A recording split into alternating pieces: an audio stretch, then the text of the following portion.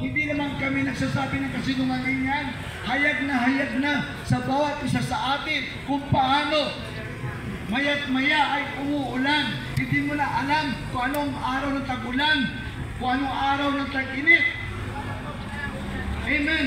At the same time, yung tag-init ay isa rin palatandaan ng pagbabalik ng Panginoon Jesus na binabanggit ni Pedro. Mga kapatid, ang tangi lamang natin gawin ay magsisi sa ating mga kasalanan. Sapagkat ang kasalanan, sabi sa Roma 6:23,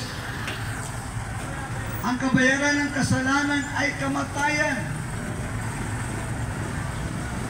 Tatapat ang kaloob na walang bayad ng Diyos ay buhay na walang hanggan kay Kristo Jesus na Panginoon natin. Ang kabayaran ng kasalanan ay kamatayan. Kapatid, kung ito'y napapakinggan mo at nalapot sa iyong pagdinig at patuloy mo itong pinaniwala, nasa sa iyo yun, kapatid. Pero hindi ko alam kung hanggang kailan ka matutuwa sa mundong ito. Baka ito na yung uling araw mo sa mundong ito. At huling painit mo na. At huling chance mo na ikaw ay maligtas. Baka ito na yung huling chance mo.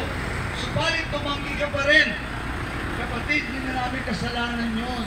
Kasalanan mo na po yun. Sapagkat kami narinito upang sabihin sa iyo na ang katotohanan ito na tayo nasa panahon ng Ninove.